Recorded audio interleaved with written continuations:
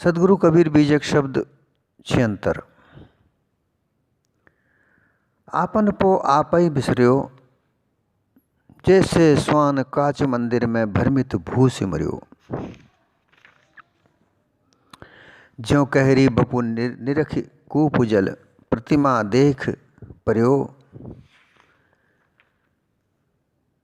वैसे ही गज फटिक शिला में, दसनन आन अर्यो।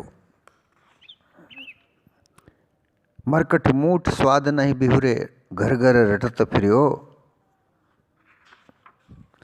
कहें कबीर ललनी के सुवना, तो ही कोने पकड़ो। सतगुरु कबीर इस शब्द के द्वारा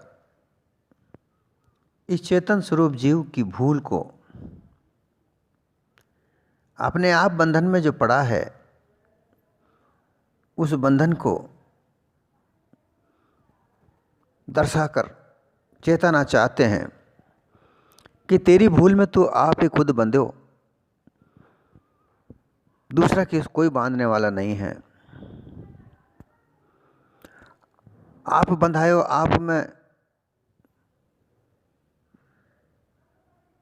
आप भुलायो आप में, बंध्यो आप में। आप जाको तू ढूंढत फिरे, जो तू आप हो आप, कि तुझे तेरी भूल से ही तू अपने आप को भूल गया और अपने आप को बंधा हुआ समझ रहा है। तुझे किसी ने नहीं बांधा है।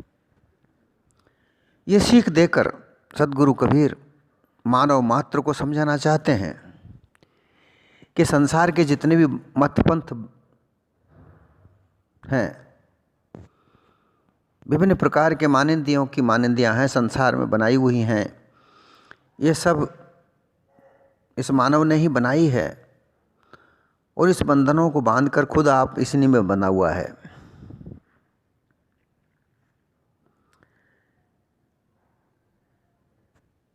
जिस तरीके से एक राजा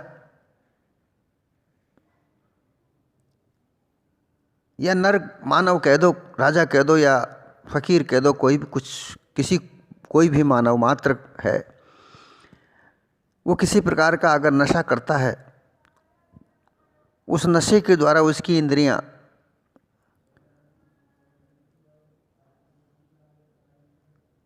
सारी इंद्रियां बंद हो जाती हैं, वो सही से काम नहीं कर पाती हैं। सारे शरीर में नशा चढ़ जाता है और उस नशे के कारण ये मानव सत्य असत्य को जांच नहीं सकता, पता नहीं कर सकता। ना वो चल सकता है, ना बोल सकता है, ना उठ सकता है, ना बैठ सकता है। उसका शरीर उसके बस में नहीं रहता है और फिर वह लाचार होकर जमीन पर गिर पड़ता है। जब उसे कुछ सुध होती है तो वो चिल्लाता है, मुझे कोई बचाओ, मुझे कोई उठाओ।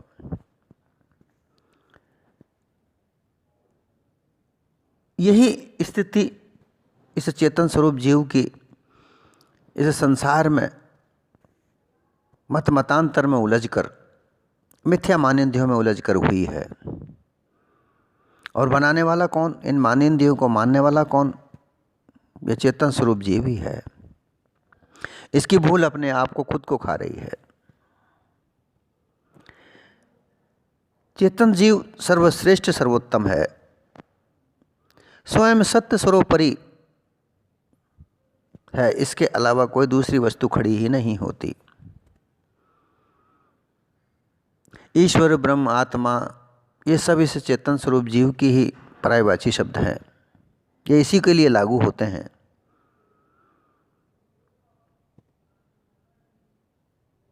संसार जड़ पदार्थों से बना हुआ है और जड़ पदार्थों को बनने में इस चेतन स्वरूप जीव की सत्ता हर जगह काम आती है। बिना इस सत्ता के, चेतन स्वरूप जीव की सत्ता के, कोई भी पदार्थ नहीं बन पाता है। जड़ पदार्थों के 6 विशेषण जो कहे गए हैं, उनसे इनकी स्वतः अपने आप में चाल है।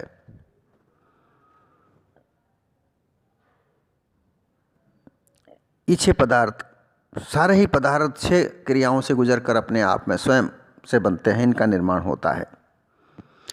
जल तरल होता है, ऊपर से नीचे बहता है, अपने आप स्वतः जहाँ से ऊपर से नीचे को जगह प्राप्त होती है अपने आप बह जाता है। अग्नि अपने आप में गर्म है, जलती है, इसके संपर्क में जो भी आता है उसे जला देती है।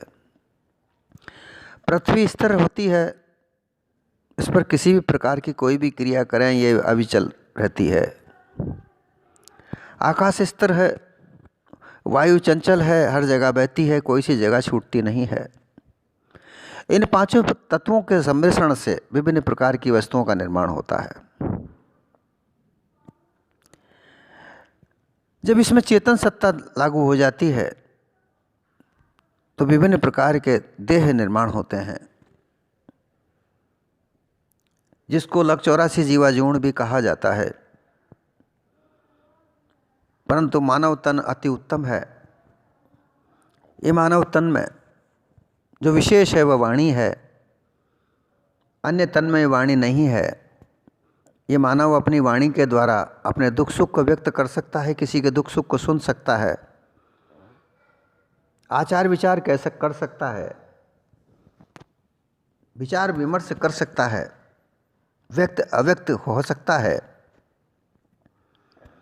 इसलिए इसको सर्वोत्तम देह बताई है।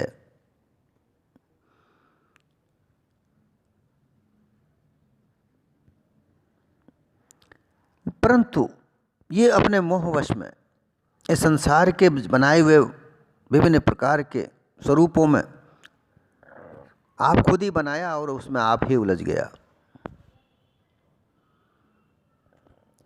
हम इतिहास को देखें तो ये नरमानव जब वन मानुष की तरह घूमता था तब वहाँ स्त्री थी न पुरुष था। धीरे धीरे सामाजिक व्यवस्था बनी, स्त्री पुरुष का भेद हुआ। भेद होने के बाद स्त्री पुरुष में आकर्षित हुई और पुरुष स्त्री की ओर आकर्षित हुआ और उस भोग में उलझकर विभिन्न प्रकार की मान्यताएं प्राप्त की, विभिन्न प्रकार के मत बनाए, विभिन्न प्रकार के प्रकार आकार बनाए और उसमें खुद ही आपस में उलझ गया। तुलसीदास जी ने भी इस बात को कहा है कि लक 84 फेर के पो पर अटका आए, अब की पासा ना पड़े तो फिर 84 जाए। जिस तरीके से चौपड़ खेलते हैं तो चौपड़ खेलते हैं तो उसमें जो सार खुलती है वो पौ से खुलती है, पौ बगैर सार नहीं खुलती।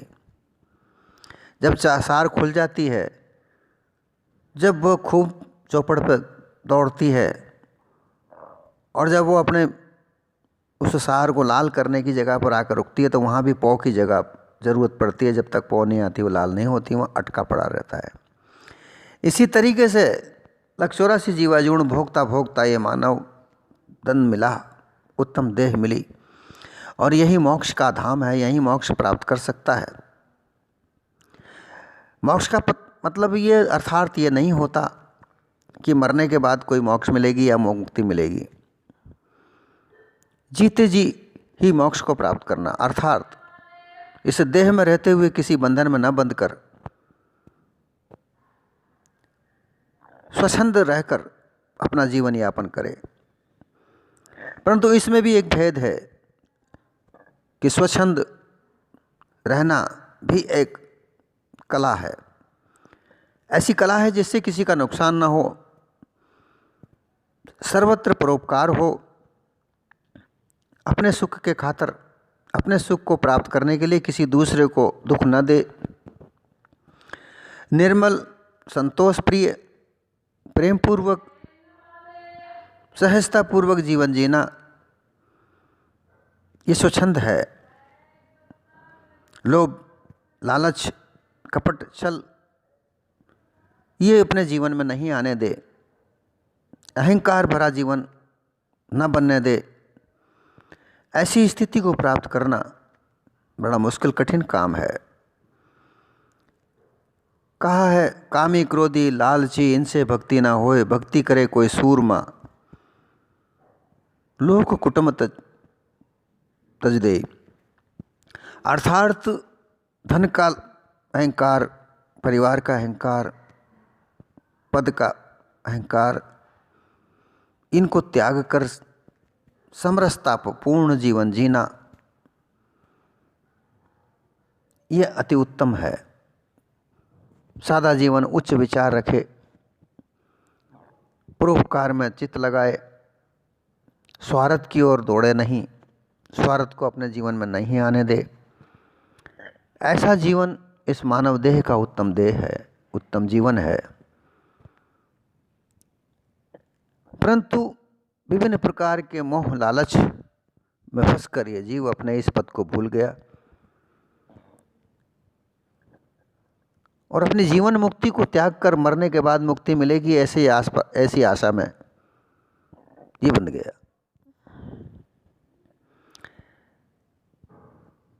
ये बंधा पड़ा रहता है और इसको छूटने के लिए विभिन्न प्रकार के मत को प्राप्त करता है। कोई कहता है कि ईश्वर तुम्हें मुक्त करेगा, कोई कहता है ब्रह्म ज्ञान से मुक्ति होगी, कोई कहता है परम आत्म ज्ञान से मुक्ति होगी। ये उनमें उलझकर उनके पीछे पीछे भागा पड़ता है, विभिन्न प्रकार के कर्मकांड करता है, भिन्न भिन्न प्रकार की उपासनाएं करता है, विभिन्न प्रकार से योग करता है, ब्रह्म ज्ञान को प्राप्त करता है, उस स्थिति को पहुंचता है, लेकिन जहाँ देखो जाओ वहाँ बंधन ही बंधन बंधा रहता है, छूटता नहीं है।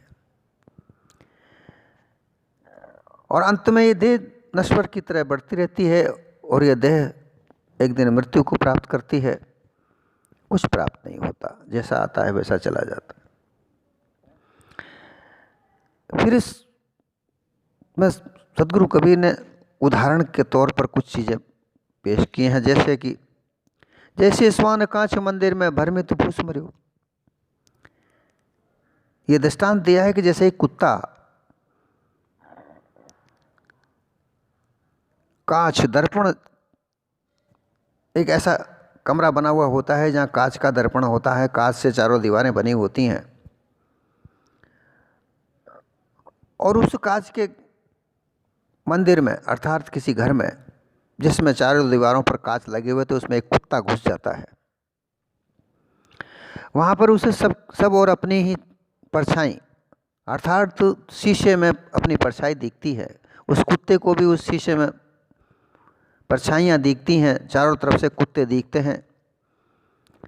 उन प्रतिबिंबों को देखकर वह भ्रम से ये मान लेता है कि बहुत से कुत्ते हैं और उसको घेर कर खड़े हैं।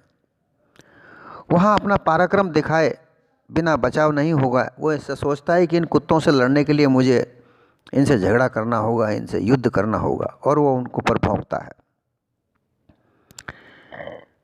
भ्रमित होकर उन कुत्तों पर भौंकता है और भौंकते भौंकते अंत में उसका प्राण निकल जाता है। इसी तरीके से ये मानव भी विभिन्न प्रकार के मतों में उलझकर अपने से भिन्न कोई परमात्मा या ईश्वर या ब्रह्म को मानकर उसको खोजने में लगा रहता है। खोजते खोजते ये देह नश्वरता की ओर बढ़ती है और एक दिन नाश हो जाती है, प्राप्त नहीं होता है, कुछ प्राप्त नहीं होता और इस देह को छोड़कर ये चेतन स्वरूप जीव चला जाता है।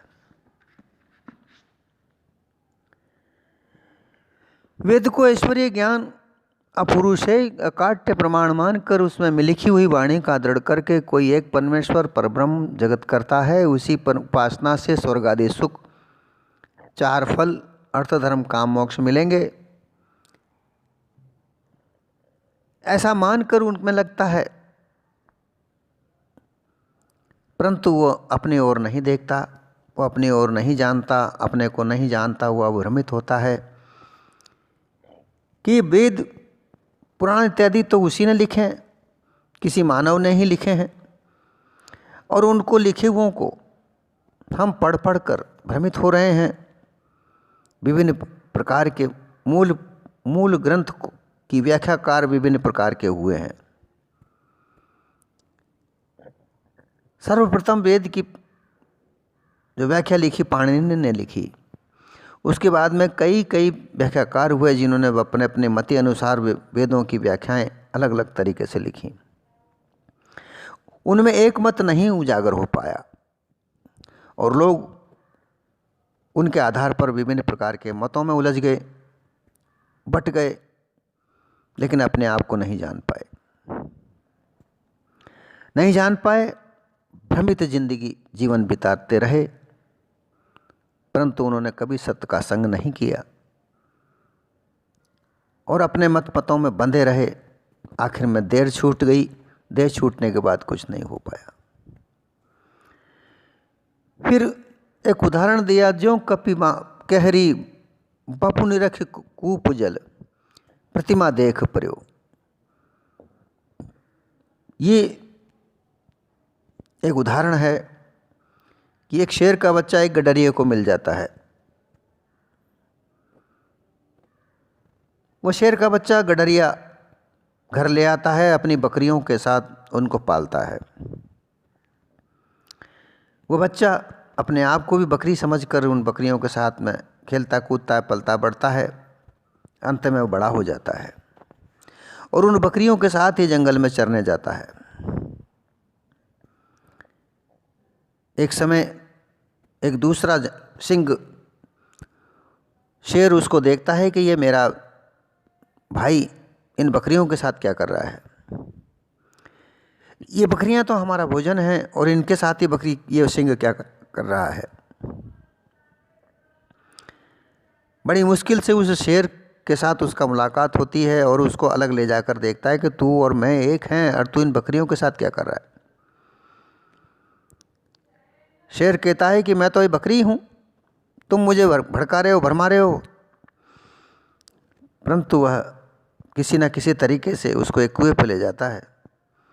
वो देखता है कि इस कुएं में देखो, इस कुएं के पानी में देखो।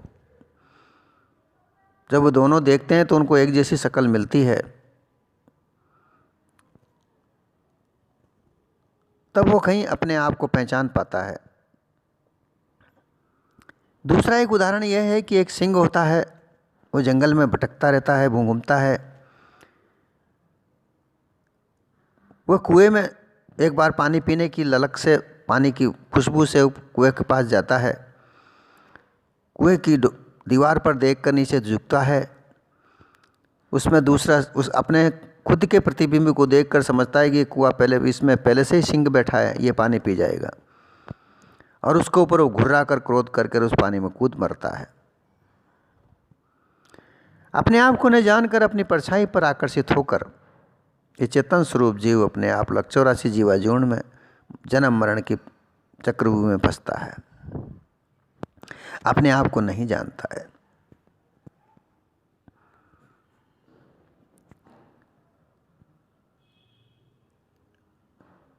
सिद्धांत यह है, शक्तिमान नर जीव ये मानव देह में अति उत्तम है, ये शक्तिमान है। विभिन्न प्रकार के हिंसक पशुओं को भी अपने बस में कर लेता है। इसकी बुद्धि कौशल अति उत्तम है। ये मोक्ष प्राप्त कर सकता है, जीते जी निर्बंधन रह सकता है।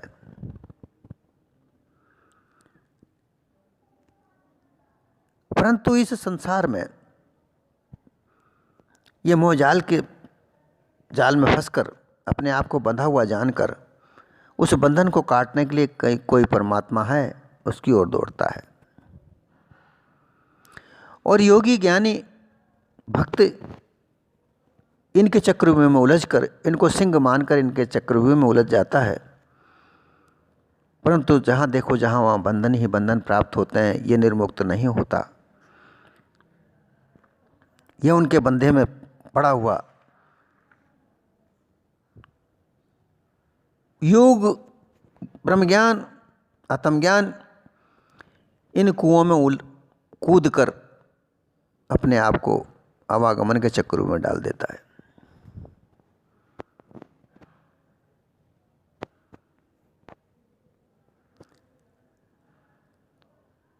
इन प्रकार की मन के द्वारा बनाई हुई मनमानिंदियों में उलझ कर यह चेतन स्वरूप जीव अपने आप को मुक्त नहीं कर पाता है, बंधा रहता है। एक उदाहरण और पेश करते हैं। जैसे ही गज स्टिक सब फटिक शिला में दशनन आन अर्यो। गज हाथी को कहा जाता है। स्फटिक शिला, जो चमकता हुआ एक पत्थर होता है, बिल्लोरी कहते हैं, स्फटिक कहते हैं, जो दर्पण की तरह स्वाद साफ और स्वच्छ होती है। हाथी वहाँ चला जाता है एक बार, उसमें देखकर अपना प्रतिबिंब देखता है और अपने आप को देखकर वो अब दूसरा हाथी मानता है कि ये मेरा शत्रु है, और वो उससे लड़ता है, अपने मस्तक को उस स्फटिक शिला पर बार बार मारता है।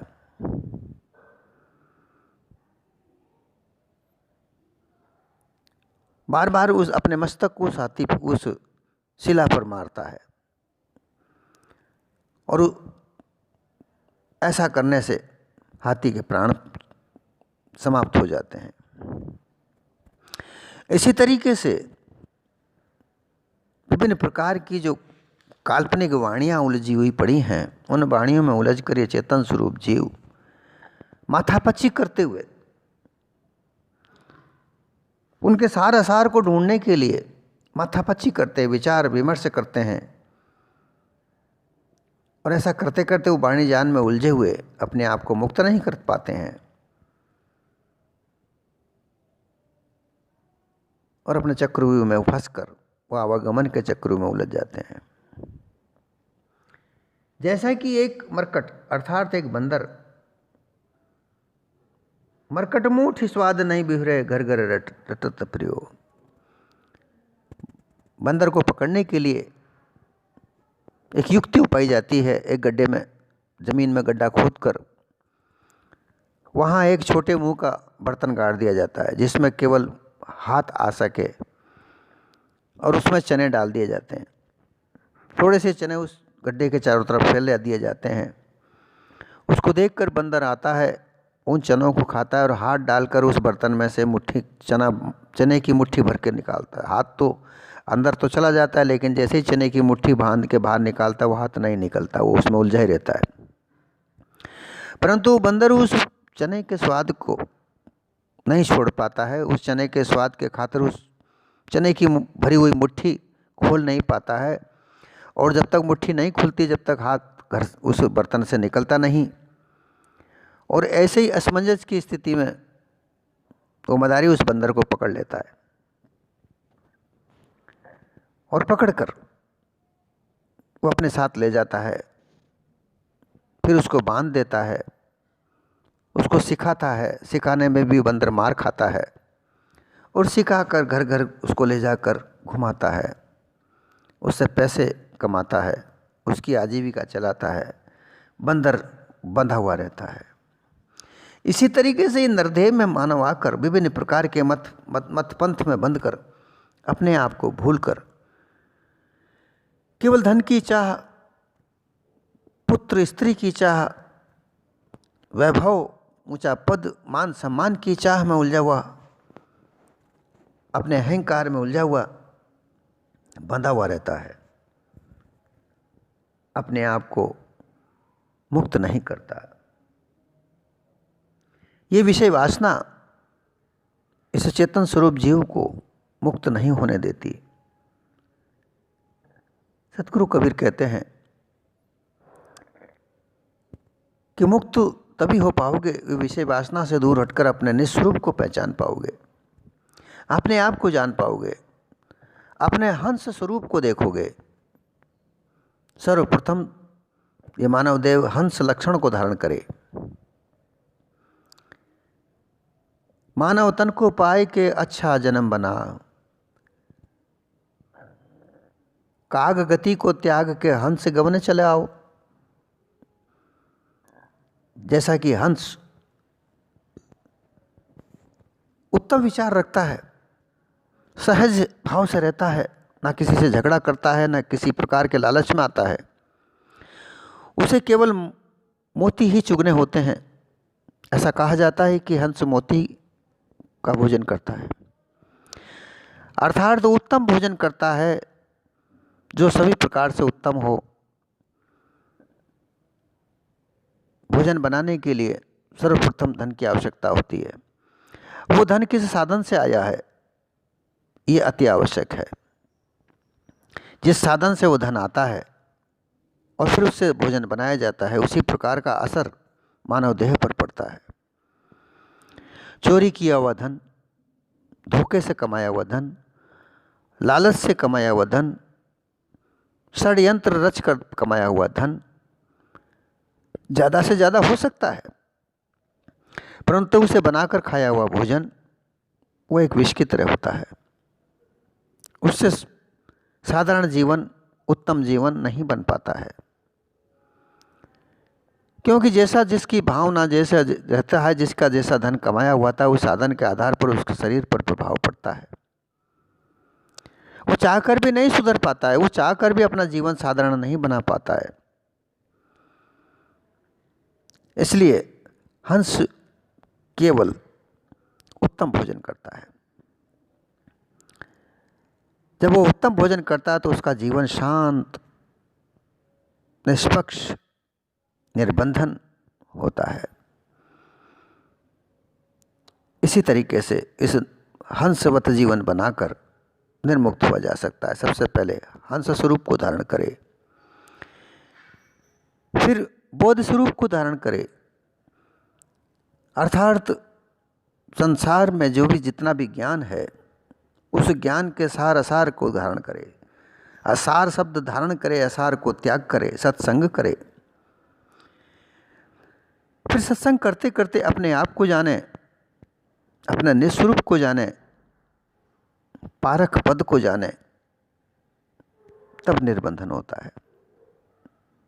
निर्बंधन होने के बाद जीवत मुक्त, विदेह मुक्त प्राप्त कर सकता है, वरना कोई और साधन ऐसा नहीं जहां मानव तन में आकर उत्तम जीवन बनाया जा सके। अंत में कबीर साहब कहते हैं कि कहीं कबीर ललनी के सोना तोय कोने पकड़ो। इसी प्रकार से एक तोता पकड़ा जाता है, एक चक्री बनाई जाती है, उस चक्री के एक छोर पर कांच बांध दिया जाता है और दूसरे छोर पर एक मिर्ची बांध दी जाती है। उस मिर्ची को खाने के लिए जैसे ही तोता उस चक्री पर बैठता है, चक्री घूम जाती है और नीचे तोता लटक जाता है। तोता जैसे ही नीचे लटकता है, ऊपर कांच बंधा हुआ होता है, उस कांच में उसकी तस्वीर दिखती है। वो सोचता है कि दूसरा तोता इस मिर्ची को खा जाएगा, तो वो ना तो मिर्ची को छोड़ता है ना उस चक्री को छोड़ता है, और उस चक्री में आकर, उस बंधन में आकर अपने आप को बांध देता है। इसी तरीके से ये मानव देह उस चक्री की तरह घूमकर 84 जीवाजूर्ण में घूमकर मानव देह में आया। मानव देह में उसे एक कांच की तरह, शीशे की तरह अपनी परछाई दिखी, और उस परछाई में देखकर अति आनंद होकर ये अपने आप को भूल गया। उस परछाई में ही अपने आप को बांधकर उसमें ही भूल गया, और उस भूल में ही विभिन्न प्रकार के मत मानिंदियों में बंधकर ये अपना जीवन यापन कर रहा है, और फिर 84 जीवाजूर्ण की ओर अग्रसर हो रहा है। सदगुरु कबीर कहते हैं कि जब तक तुम अपने निस्वरूप को नहीं देखोगे, अपने आप को नहीं पहचानोगे, इस बात का बोध नहीं होगा, क्योंकि तुम ज्ञान स्वरूप हो। तुम्हारे अंदर सब प्रकार का ज्ञान भंडार है। एक भूल के वश तुम अपनी परछाई के ऊपर आकर्षित होकर उसके मोह बंधन में उलझकर तुम अपने आप को बांधे हुए हो, वरना तो कोई तुम्हें बांधने वाला नहीं है। तुम अपने आप ही बंधाए हुए हो। आप बंधाए हो, आप में भूल हो, आप में आप जाको तू ढूंढत फिरे जो स्वयं आप हूँ आप। अरे तू स्वयं खुद अपने आप में है, तेरे को कोई बनाने वाला या कोई पैदा करने वाला कोई नहीं है। तू स्वयं अपने आप से है। अपने आप को पहचानने के लिए अपने निस्वरूप को देख, पार की संतों की सत्संग कर, तब इसका भेद तुझे प्राप्त होगा। जब ये भेद तुझे प्राप्त हो जाएगा, तब जाकर तेरे निस्वरूप में तू स्थित होगा, तब तू निर्बंध होगा, जीवन मुक्ति तुझे प्राप्त होगी, तू विदेह हो जाएगा, तेरा आना जाना समाप्त हो जाएगा, निष्पक्ष हो जाएगा, कहीं बंधन में नहीं बंधेगा, क्योंकि तुझे बंधन में बांधने वाला तो खुद है। तुझे किसी और दूसरे ने नहीं बांधा, केवल भ्रम जीवन व्यतीत कर रहा है। पार की संतों की सत्संग करने से ही तू मुक्त होगा।